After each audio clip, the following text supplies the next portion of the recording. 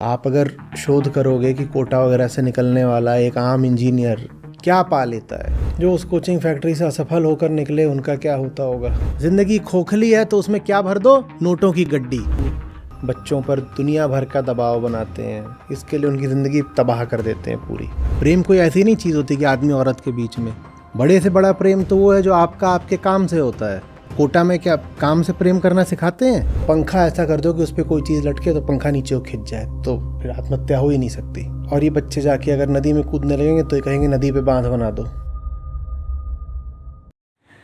सवाल ये है, मेरी फ्रेंड है पूजा शर्मा, वो लिख रही है, मैं कोटा राजस्थान से हूँ। मैंने बनारस हिंदू विश्वविद्यालय से अपनी पढ़ाई पूरी की है। आचार्य जी, मैं जिस शहर से आती हूँ वो नीट और जेईई की कोचिंग के लिए मशहूर है, लेकिन पिछले कुछ सालों से आत्महत्या बढ़ती जा रही है। 16-17 साल के बच्चे खुद की जान ले रहे हैं। मैं जिस जगह रहती हूँ आसपास कई नामी संस्थान हैं। जब कभी बच्चे गुजरते दिखाई देते हैं तो अपने घर वालों को यही कह रहे होते हैं कि हमसे नहीं हो पा रहा है, हमें वापस घर बुला लीजिए। ऐसे में आचार्य जी, आप बच्चों को, अभिभावकों को और कोचिंग में पढ़ाने वाले शिक्षक को क्या संदेश देखो, जब देना नहीं चाहेंगे? पता होता ना हम आचार्य जी, इसमें एक फॉलो प्रश्न है, इसमें लिख रही हैं, और साथ ही में ये भी देखा गया है कि कोचिंग से निकलने के बाद बच्चों में लगातार निराशा सी बनी रहती है। जिनका सिलेक्शन हो भी गया है वो इसीलिए दुखी होते हैं कि उन्हें मनपसंद कॉलेज नहीं मिला, और जिन बच्चों का सिलेक्शन नहीं हो पाता वो अपने आप को कम आंकते हैं, भले ही वो कहीं और भी चले जाएं। देखो क्या होता है, आपकी उम्र, आप अगर देखोगे विदेशों में तो वहाँ पर अब 85-90 की तरफ जा रही है औसत आयु। इंसान इतना जीता है, लेकिन जो बच्चा पैदा करने की वृत्ति और क्षमता होती है वो हम में 12-13 साल की उम्र में ही आ जाती है। वो जो काल है वो जीवन के आरंभिक दिनों में ही है। लोग 25 के होते हैं, 28 के होते हैं, वो संतान उत्पन्न कर लेते हैं। अब आपको कुछ पता तो है नहीं ना, 25-28 भी मैंने ज़्यादा बोल दिया। थोड़ा जो गांव देहात के क्षेत्र होते हैं वहाँ तो 18-20 में भी हो जाता है। आपको कुछ पता तो है नहीं, कुछ भी नहीं जानते आप ज़िंदगी के बारे में। आप ध्यान में हैं, चित्र अटक गया है।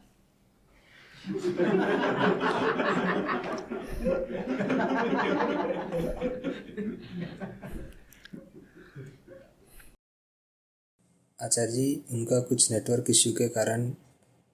अच्छा, तो आप ज़िंदगी के बारे में कुछ जानते? आप आइए सामने, हटा क्यों दिया? आप ज़िंदगी के बारे में कुछ जानते तो है नहीं, और आपके हाथ में एक खिलौना आ जाता है, आपको कुछ भी नहीं पता ना। आपको अपना ही नहीं पता, आपको उस खिलौने का क्या पता। और जो इंसान जितना खाली होता है भीतर से वो उतनी जल्दी संतान पैदा करेगा, और जो इंसान जितना ज़्यादा खाली होता है उतनी ज़्यादा संतानें पैदा करेगा। अब इस तरीके से संतान की पूरी प्रक्रिया चलती है।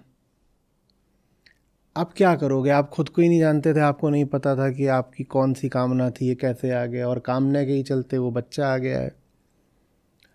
तो आप अपनी सारी कामनाएं फिर बच्चे पे भी डालोगे ही डालोगे ना। बच्चा कामना से ही आया है और बच्चे के माध्यम से अपनी और कामनाएं भी पूरी करनी है। आपको अपने ही जीवन का उद्देश्य नहीं पता, आपको बच्चे के जीवन का उद्देश्य का क्या पता।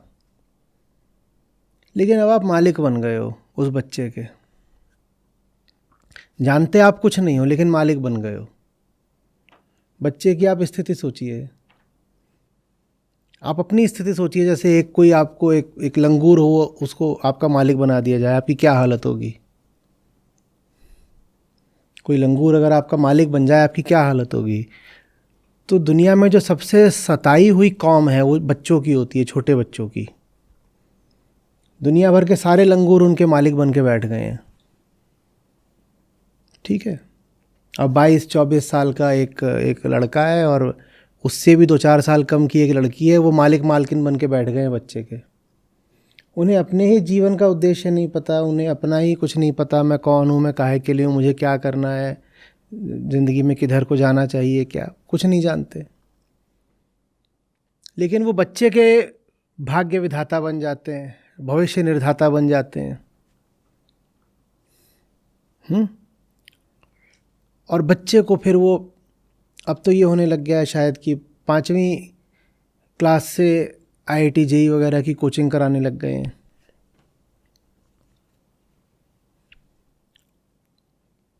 क्यों? क्योंकि नहीं पता ज़िंदगी किस लिए है। तो अपने चारों ओर देखते कहते अच्छा ठीक है, पैसा आ जाए तो ऐसा लगता है कि ज़िंदगी में कुछ बढ़िया हो गया। पैसा कैसे आएगा? वो कोचिंग वो जब एंट्रेंस एग्ज़ाम क्लियर हो जाता है तो उसके लिए होगा। उनके हिसाब से डिग्रियां सब होती इसीलिए हैं कि पैसा आ जाए। तो बच्चे को फिर लगा देते हैं कि तू जल्दी से जल्दी ये एंट्रेंस क्लियर कर और उसके बाद तेरी नौकरी लगेगी, उससे पैसा आ जाएगा।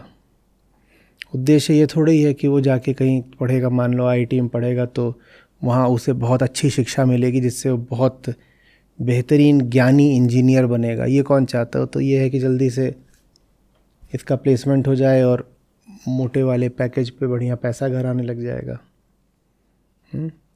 उसके लिए भेजा जाता है कोटा जैसी जगहों पर, और वहाँ पर एक नहीं अब 10,000 ऐसे बच्चे पहुँच गए, और वो सब के सब अपनी और माँ बाप की अपेक्षाओं के मारे हुए हैं। और वो एक दूसरे को देख रहे हैं तो वो एक इको चेम्बर जैसा बन जाता है, और बाहर वाला कोई है नहीं उन्हें कुछ बताने को। बाहर वाला कोई उन्हें कुछ बताना भी चाहे तो ना माँ बाप इजाज़त देंगे, ना उनके वो वहाँ जो कोचिंग वाले टीचर्स हैं वो इजाज़त देंगे। वो सब बच्चे एक दूसरे को देख रहे हैं और सब एक ही बीमारी से ग्रस्त हैं। तो वो जो बीमारी है वो सब में और गहरा जाती है। अब ये एक दूसरे को बस देख ही नहीं रहे, एक दूसरे से प्रतिस्पर्धा भी कर रहे हैं। और जब प्रतिस्पर्धा होगी तो जाहिर सी बात है उसमें कोई ना कोई तो सबसे पीछे भी छूटेगा, और जो सबसे पीछे छूटते हैं फिर उन पर दबाव तनाव इतना बनता है कि वो आत्महत्या जैसा कदम भी उठा लेते हैं। कुल मिलाकर के ये पूरी त्रासदी जीवन के प्रति घोर अज्ञान की है। हम कुछ नहीं जानते कि बच्चा क्या है और ज़िंदगी किस लिए है। एकदम अंधेरे में, पागलपन में, कुल अज्ञान में हम बच्चा पैदा कर देते हैं और उसी अज्ञान में हम उसकी परवरिश भी कर डालते हैं। समझ रहे हैं? फिर उस पूरी प्रक्रिया में बीच में कुछ विस्फोट होते हैं, हिला देने वाली घटनाएं होती हैं। हमें पता चलता है कि कोई बच्चा जा कर के वहाँ पर आत्महत्या कराया, और ऐसे ही 1-2 नहीं कई घटनाएं हो रही हैं अब, बहुत दुखद। कहीं मैं पढ़ रहा था कि ऐसी घटनाओं से बचने के लिए एक बहुत ही शातिर तरीका खोजा गया है, एकदम अद्भुत।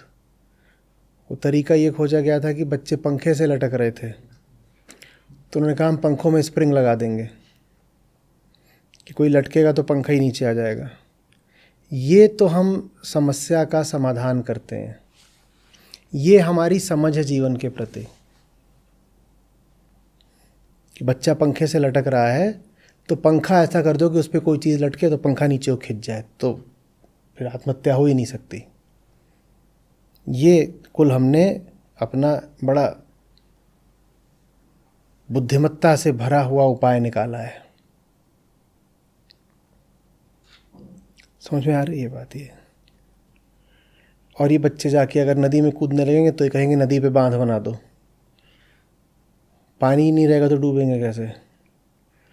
और बच्चे फिर जब पानी नहीं रहेगा तो नीचे नदी के पत्थरों पे कूदने लगेंगे तो कहेंगे कि इस पे गद्दे बिछा दो। लेकिन जो मूल कारण है उसको ना हम जानना चाहते हैं ना दूर करना चाहते हैं, क्योंकि मूल कारण है अगर उसको हमने संबोधित किया तो हमें अपनी पूरी ज़िंदगी को ही बदलना पड़ेगा। ये हमारी पूरी अर्थव्यवस्था, ये प्रकृति पर्यावरण से हमारा संबंध, ये परिवार की हमारी व्यवस्था, ये जो हम बाहर जाके रोज़गार अपना दफ्तर जाते हैं, ये जितनी भी चीज़ें हैं हमारी, हमारे धार्मिक आदर्श और हमारी मान्यताएं, हमें सब बदलने पड़ेंगे अगर आत्मज्ञान हो गया तो। अगर हम थोड़ा भी अपने आप को बेहतर जानने लग गए तो न हम वहाँ नौकरी कर पाएंगे जहाँ हम करते हैं, न परिवार में हमारे जैसे रिश्ते हैं वो रिश्ते चल पाएंगे, न जिस तरह हम प्रकृति पर भयानक अत्याचार कर रहे हैं वो अत्याचार आगे बढ़ पाएगा, न जैसे हमारा खान पान चल रहा है वो खान पान वैसे चलेगा, न हम जो पहनते हैं वो पहनेंगे, न हम जो कहते हैं वो कहेंगे। सब बदल जाएगा, पूरी राजनीति बदल जाएगी, देश बदल जाएगा, अर्थव्यवस्था बदलेगी, सब बदलने लग जाएगा। जब वो सब बदलेगा तो हमारे स्वार्थों पे चोट पड़ेगी। ऐसा नहीं है कि जैसा चल रहा है उसमें कोई हमको बहुत लाभ है, लाभ नहीं है, पर जैसा चल रहा है उसकी आदत पड़ गई है, उस आदत से हमारा स्वार्थ जुड़ गया है। हमको लगता है जैसा भी चल रहा है उससे हमें कुछ तो मिल रहा है ना, तो जब उसके टूटने की बात आती है तो हम एकदम से हार जाते हैं। हमें लगता है ये सब नहीं रहेगा तो हाय हमारा क्या होगा। और वही जो हमारी सिहरन है, वही जो हमारा डर है, वही हमारी ज़िद है कि हमें नासमझ का नासमझ ही बने रहना है, उसका खामियाजा फिर हमारे बच्चे उठा रहे हैं। आत्महत्याएं देख रहे हैं, और आत्महत्याएं तो चलो मीडिया में आ जाती हैं तो सनसनी हो जाती है। जहाँ आत्महत्या नहीं भी हो रही है वहाँ कितना अवसाद है, कितने तनाव से गुजर रहे हैं वो। और ये तो तनाव बस उनका देखा है जो अभी कोचिंग फैक्ट्री में मौजूद है। जो उस कोचिंग फैक्ट्री से असफल होकर निकले उनका क्या होता होगा, विचार करिए। जो वहाँ से निकले और अपने पसंद के कॉलेज की जगह कहीं और चले गए, वो जीवन भर अपने मन पर कैसी चोट लेकर जीते होंगे, उनका विचार करिए। और ये सब कुछ क्यों हो रहा है? क्योंकि हम नहीं जानते कि ज़िंदगी का उद्देश्य क्या है।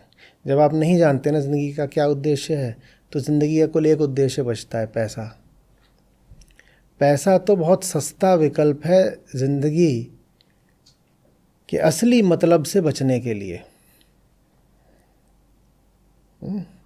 ज़िंदगी से बचना है तो ज़िंदगी समर्पित कर दो पैसा कमाने को। ज़िंदगी से बिल्कुल बचे हुए अनछुए निकल जाओगे, कोई चोट नहीं लगेगी।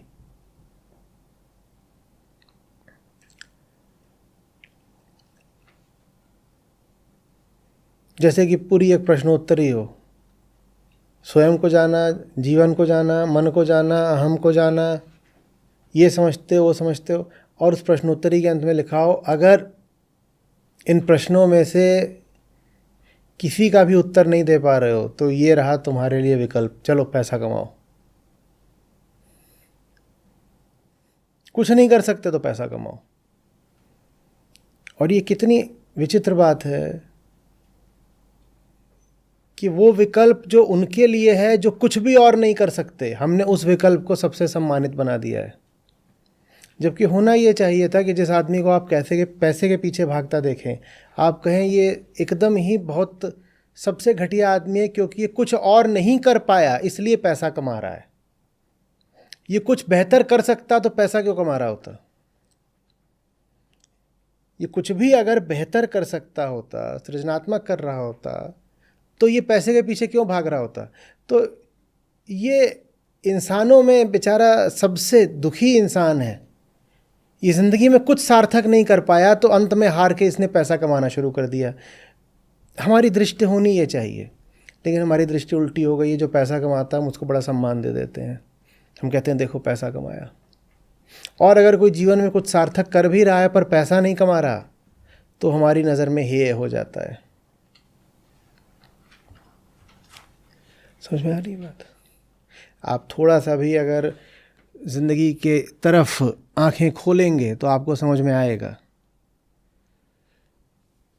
कि ज़िंदगी में न जाने कितनी संभावनाएं हैं और कितनी चीज़ें जानने को समझने को आप पैदा हुए हो। वो सब कुछ छोड़ करके आप कहते हो कि नहीं मुझे तो बता दो पैकेज कितना है, CTC। तो ये आपने बहुत ही घाटे का सौदा कर लिया।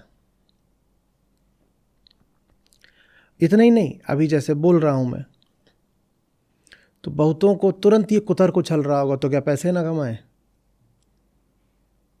आपने एक बाइनरी बना रखी है। आप कहते हो एक काम होता है जो अच्छा होता है और एक काम होता है जिसमें पैसा मिलता है,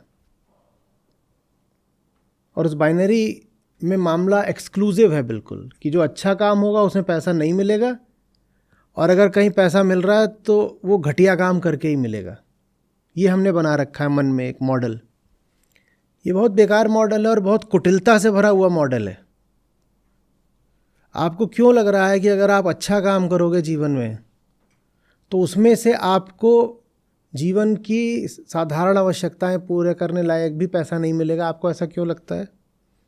और यही बात हम अपने बच्चों पर डाल देते हैं। हम कहते हैं अगर तुमने फलाना एंट्रेंस नहीं क्लियर किया, अगर तुम इंजीनियर, डॉक्टर या एक आध दो चीज़ें और होती हैं, ये सब नहीं बने तो तुम भूखों मर जाओगे। क्यों भूखों मर जाएगा भाई? आपको ऐसा क्यों लगता है कि ढंग का काम करके मस्त रोजी रोटी नहीं चल सकती? ये धारणा आपने क्यों बना ली है? इसलिए बना ली है ताकि आप ढंग का काम करने से बच सको।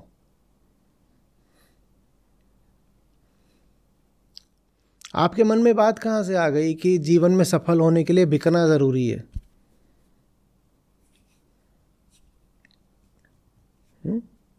मैं कहीं भी जा कर के बोलता हूँ, मैं बहुत बार इस पर बोला है उसमें, किताबों में, वीडियो में, कि ऊंचे से ऊंचा काम चुनो, उसमें डूब जाओ। ये बात मैं बहुत बहुत बार बोलता हूँ। तो उसके जवाब में लोगों की टिप्पणी आती है, ऊंचे से ऊंचा काम तो कर लेंगे, पैसा आप देंगे क्या? काम तो कर लेंगे ऊंचे से ऊंचा, पैसा आप देंगे क्या?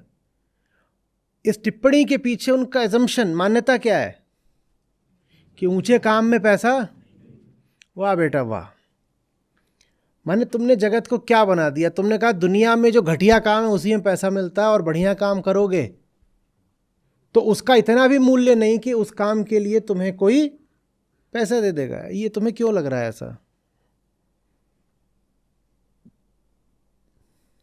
कहीं ना कहीं इसके पीछे हमारी धार्मिक धारणाएं भी उत्तरदायी हैं। हमने मान लिया है कि स्वर्ग जैसी कोई चीज़ तो मरने के बाद ही मिलती है। मैं बताता हूँ स्वर्ग क्या होता है। स्वर्ग होता है ज़िंदगी में सबसे बेहतरीन काम उठाना और उसी बेहतरीन काम से अपनी रोज़ी रोटी भी चलाना। ये होता है स्वर्ग। लेकिन हमें तो धर्म ने बता दिया है कि स्वर्ग जीते जी तो हो ही नहीं सकता। वेदांत इसीलिए अलग है ना। वेदांत कहता है जीते जी हो सकता है, और जीवन मुक्ति की अगर कोई व्यवहारिक परिभाषा होगी तो यही है। जीवन मुक्ति का अर्थ है मैं बहुत ऊंचा, बहुत सुंदर काम कर रहा हूं और उस काम के मुझे पैसे भी मिल रहे हैं। हाँ, हो सकता है करोड़ों ना मिल रहे हो, नहीं चाहिए करोड़ों चाहिए भी क्यों? करोड़ों आ जाए तो एक आफत और हो जाती है, सोचना पड़ता है करना क्या है इसका। पर इतना मज़े में मिल रहा है कि मेरा काम चलता है, मेरी सेहत अच्छी है, मैं खाता हूँ, मैं खेलता हूँ, मैं जीता हूँ, मैं पढ़ता हूँ, मैं मस्त हूँ। यही स्वर्ग है, यही जीवन मुक्ति है, इसके अलावा कुछ नहीं। जीवन की बहुत सारी अपनी विपन्नताएं और अपनी विफलताएं हम छुपाना चाहते हैं पैसे के पीछे। जिंदगी खोखली है तो उसमें क्या भर दो? नोटों की गड्डी। इससे क्या हो जाएगा? क्या हो जाएगा? फिलॉसफी के कोर्सेज में एडमिशन लेने वाले नहीं मिल रहे, आर्ट्स में नहीं मिल रहे, फाइन आर्ट्स में नहीं, भारत में कम से कम, साहित्य में नहीं मिल रहे, संस्कृत में नहीं मिल रहे। सबको क्या बनना है? उसमें भी कंप्यूटर इंजीनियर बनना है खास तौर पे।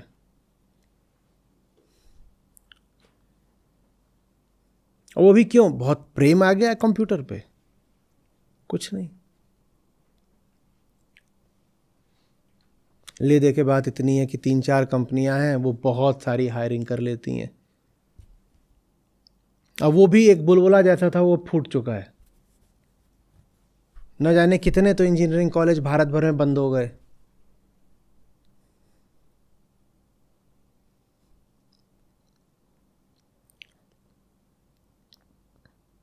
न आपको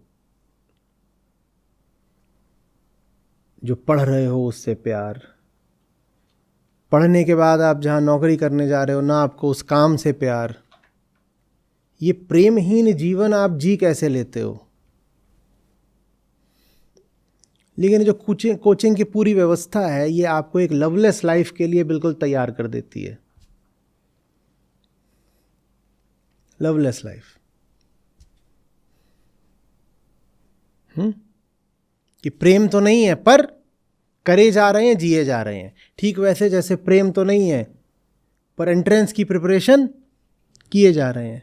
not that I love PCM और व्हाटएवर, जिन भी चीज़ों की तैयारियां होती हैं, कुछ नहीं, प्रेम वेम कुछ नहीं है। आज पता चल जाए कि ये सब पढ़ करके नौकरी नहीं लगती है तो तुरंत लात मार के भाग जाएंगे। ठीक वैसे जैसे सब कॉलेजेस ने खोल दिए थे CS डिपार्टमेंट और IT डिपार्टमेंट्स, वो सब बंद हो गए क्योंकि उनमें नौकरी लगनी बंद हो गई। वैसे ही जितने लोग कोचिंग करने गए हैं अभी आ जाए सामने कि भाई अब इंजीनियरिंग करके नौकरी नहीं लगती, ये सब भाग जाएंगे। कौन सा इनको प्यार है जो पढ़ रहे हैं उससे? तो प्यार नहीं है तब भी पढ़ रहे हो। अभी 2-3 साल कोचिंग में पढ़ोगे, फिर 4 साल अगर इंजीनियरिंग करने गए तो 4 साल वहाँ पढ़ोगे, और उसके बाद ज़िंदगी भर वो काम करोगे जिससे प्यार नहीं है। तो ये काहे की ट्रेनिंग मिली है? मैं कह रहा हूँ एक लवलेस लाइफ की तो ट्रेनिंग मिल रही है। और क्या हो रहा है?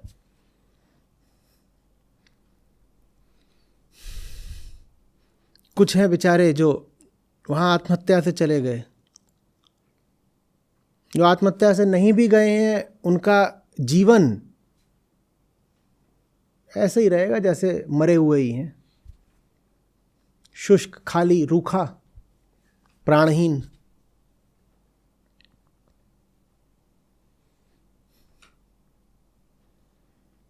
पर ये हमारी great Indian middle class dream है। लड़का कोटा जाएगा, कोटा से IIT जाएगा, IIT से गूगल जाएगा,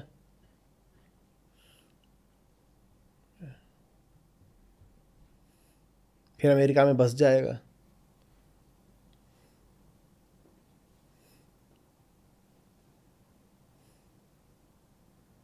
फिर क्या करेगा? नहीं हो गया? नहीं नहीं बताओ ना, फिर क्या करेगा?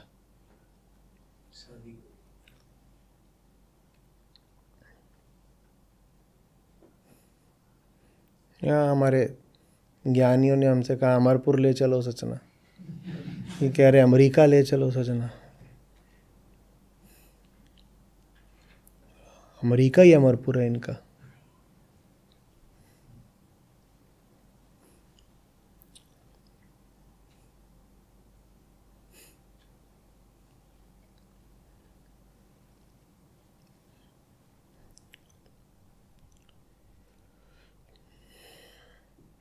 अब 10,000 में से किसी एक के साथ ऐसा हो भी जाता है, और जो एक के साथ हो जाता है वो फिर आप देखते नहीं हैं कितने अश्लील तरीके से आता है अखबारों में, वेबसाइट पर। किसी का नाम आ जाए, कुछ भी उसका नाम है, Chintu Shah sets a new historical record by cracking a 3.5 crore rupees package. ये कौन सी भाषा है बदतमीज़? Chintu Shah sets a new, क्या था? जेवलिन थ्रो चल रहा है? क्या चल रहा है ये कि कौन कितनी दूर फेंक के मारेगा dollar? By cracking a package. ये क्रैकिंग अ पैकेज क्या होता है? दौड़ लगी थी कि जाकर के पैकेज उठा के लाना है बाजार से, पर इसी भाषा में छपता है ना, Chintu Shah sets a new national record by historical national record by cracking a package of overseas package of 3.5 CR with whatever. ऐसे कुछ नहीं तो 50 चिंटू शाहों को मैं जानता हूं, और अगर 50 को जानता हूं तो उसमें से 5 तो ऐसे हैं जो मेरे ही पास आते हैं अपनी मेंटल हेल्थ का समाधान मांगने।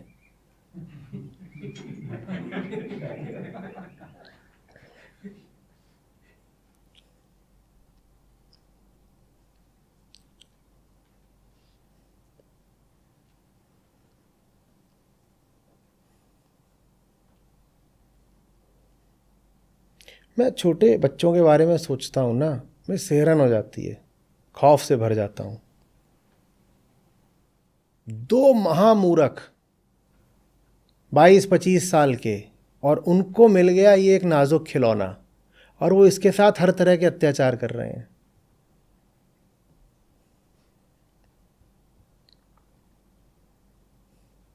जिनको अभी मुंह धोने की तमीज़ नहीं, उनको मालिक बना दिया गया है कि तुम इस बच्चे के मालिक हो, और बच्चे को बोला जा रहा है कि तुम इन मालिकों की सारी आज्ञाओं का पालन करो। और बच्चा बड़ा भी हो जाए तो भी उसको यही माँ बाप परमेश्वर होते हैं। तो तू भी बन जा जल्दी से बाप, परमेश्वर बनने का शॉर्टकट। मैं पूछा करता था कॉलेज में, ऐसे बैठे होते थे वो सब, जब बात होती थी मैं पूछता था तुम्हारी उम्र क्या है, तो अपनी उम्र बताएं, कोई 20 कोई 22, यही सब उम्र होती है वहाँ पर second year 4th year BTech में। तो कोई बैठा है, मैं उससे पूछता था अपने बगल वाले को कि ज़रा बताना ये इसकी बुद्धि कितनी है और इसमें मैच्योरिटी कितनी है। तो हंसने लगे, बोले ये डम्ब है। मैं कहा यही जो है, अभी अगर 1 साल बाद बाप बन जाए, और बन सकता है ना बाप? बोला हाँ बिल्कुल बन सकता है। ये 1 साल बाद बाप बन जाए तो परमेश्वर हो जाएगा ये? अगर ये आज डम्ब है तो 1 साल बाद परमेश्वर हो जाएगा? तो इसका भी कुतर्क आता है, कहते हैं नहीं हो जाता है। माँ बनते ही भीतर एक रसायन का फव्वारा निकलता है, और जो रसायन है वो तुरंत आपको देवी बना देता है, वो माँ बनते ही। आप अगर मूर्ख हो तो आप मूर्ख नहीं रहते माँ बनते ही। कैसे हो जाएगा ये? कैसे कैसे होता है ये? महान चमत्कार कैसे होता है? जो मूर्ख है वो बच्चा पैदा कर देगा तो मूर्ख बाप कहलाएगा। पहले सिर्फ मूर्ख थे, अब मूर्ख बाप हो,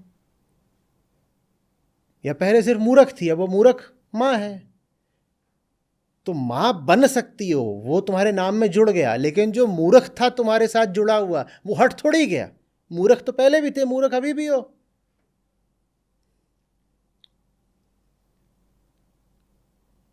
और दोनों मूर्ख उसके सर पे चढ़ के बैठ जाते हैं और उसको कोटा छोड़ाते हैं, बोलते यहाँ तुम्हारे सपने साकार करेगा। क्या सपने साकार करेगा? रहना तुम्हें यही है, अपने देसी तरीके तुम्हें छोड़ने नहीं। तुम बात बात में बोलते हो कि अपनी महान संस्कृति से हटना नहीं है, तो क्या करोगे? डॉलर लेके तरोई खरीदने जाओगे?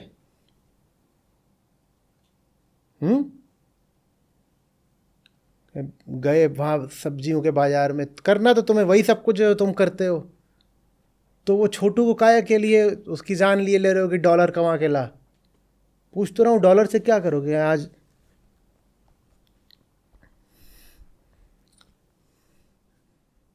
एक पसेरी भिंडी खरीदी है, उन्हें कितने की मिली? तो बता रहे हैं $2.5। इतना सुनने में ऐसा लग रहा है वाह।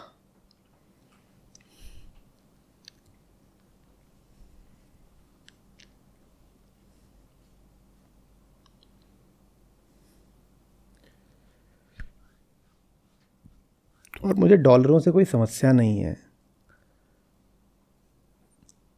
मैं बस ये कहना चाहता हूँ कि ढंग का काम करके भी एक अच्छा सीधा साधा जीवन बिताया जा सकता है। हो सकता है उसमें करोड़ों न कमाए जाएं, लेकिन करोड़ कमाना एक अच्छे जीवन के लिए ज़रूरी भी नहीं है।